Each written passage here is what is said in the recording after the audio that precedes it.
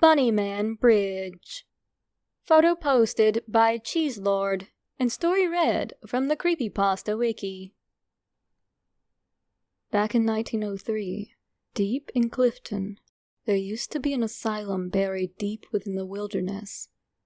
Pretty soon after the Civil War, people started inhabiting the area, population-wise around 300 or so. It was a very small town. Nonetheless, people didn't like the idea of having an asylum miles down the road, so they all got together and signed a petition for the asylum to relocate elsewhere. The petition passed and a new asylum was built, which is now known as Lorton Prison, a temporary facility for convicts to stay until they are appropriately sentenced. In the autumn of 1904, the convicts were gathered and piled into the bus used to transport them to Lorton. Somewhere during the drive not too far from where they left, the driver had swerved to avoid something, and the bus had started to tip. And soon, it was rolling in a terrible collision course. Most of the convicts were injured but managed to escape the bus and fled into the night towards the woods. The next morning, a local police investigation had begun, and they began rounding up the escaped convicts. Hours turned into days, days into weeks, weeks into months. Everyone was recovered after 4 months, except for 2 people, named Marcus A. Walster and Douglas J. Griffin. During the search for both men, the police found dead rabbits, all of them half-eaten and dismembered, every now and then along their search. Finally, they were to find Marcus, dead, by the Fairfax Station Bridge, now known as Bunnyman's Bridge. In his hand, he held a man-made hammer knife-like tool, made with a sharp rock and a sturdy branch as a handle.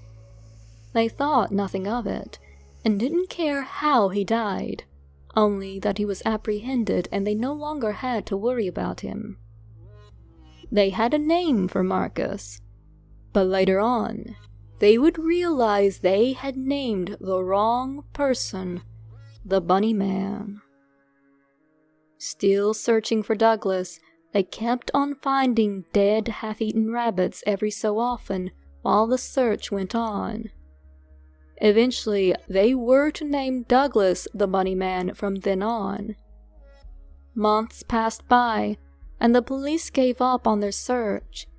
Everyone assumed the Bunnyman was dead by now, if not gone, so they went on with their small-town lives. Come October, people started seeing dead bunnies reappearing out of the blue, and they started to fear the unseen. Halloween night came around, and as usual, a bunch of kids had gone over to the bridge that night to drink and do whatever kids their age in the early 20th century did. Midnight came around within minutes, and most of the kids had left. Only 3 of them remained at the bridge. Exactly at midnight, a bright light came from the bridge, right where the kids were. A few seconds later, they were all dead. Throats slashed with the same type of tool that was found next to the other escapee, Marcus. Not only were their throats slashed, but they were cut up and down their cheeks, gutted like fish. The Bunnyman then hung both of the boys from one end of the bridge with a rope around their necks, hanging from the overpass with their legs dangling in view of any passing cars. The girl was hung the same way, on the other side of the bridge. This happened on Halloween in 1905. After that, they didn't see or hear anything from him for another year. Halloween 1906 was approaching, and parents as well as teens in Clifton still remembered the incident that happened 1 year ago at the bridge. His bridge.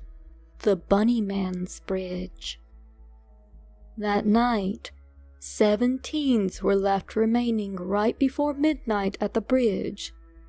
Thinking little of it, 6 remained inside the bridge while one, Adrian Hatala, had remained a good distance from the bridge, hoping to have enough time to escape if the same thing happened again.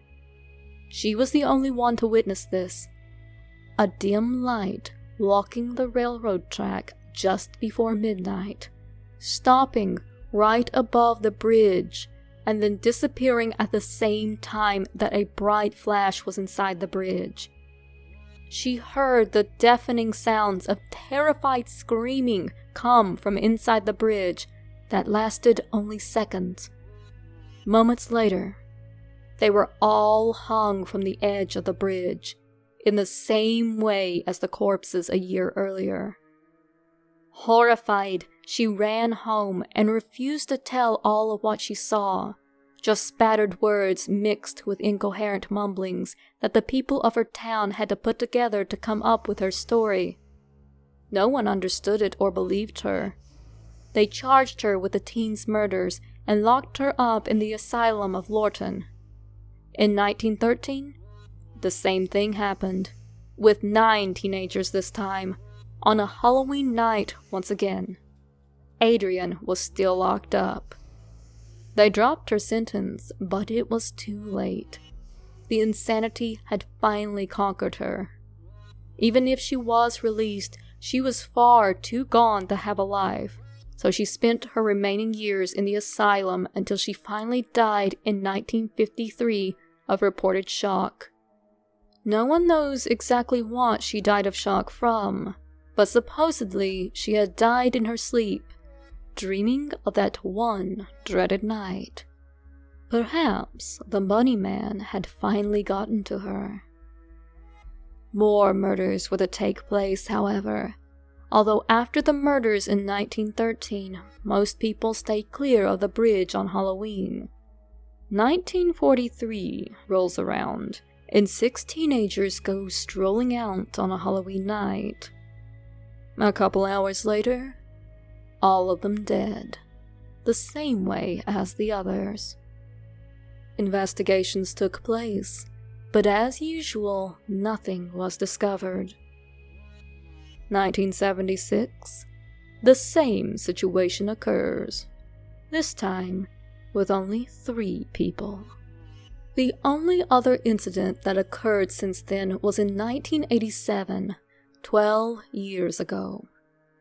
Janet Charlatier was enjoying the night with her 4 friends. Halloween night had finally come, and they had gone driving out to enjoy the night after invading the children's candy bags. They had settled around 11 p.m. at the bridge, waiting for midnight to come. They didn't believe in the myth, so they decided to see it for themselves, and were to be the only ones who actually withstood the Bunnyman. They waited until around an hour or so when it was nearly midnight, when Janet started getting a little scared.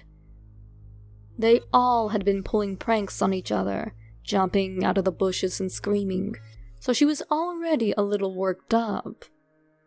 Midnight hits, and by this stage, she is in a total panic. She's almost out of the bridge when the lights get really bright inside. When that happens, her body is halfway outside the bridge. She sees her skin start tearing at her chest, but nothing is piercing her skin. She finally manages to leave the bridge. Completely horrified, she hits a hanging body and knocks herself out. When she awakens, she discovers that she has been bleeding. She was lucky that the cut had just started and wasn't very bad at all. She left and never returned to the bridge again. She has been seen sitting on a swinging bridge on her balcony every morning, just staring in the direction toward the bridge a couple miles down the road. From then on, the story remains untouched and unmoved.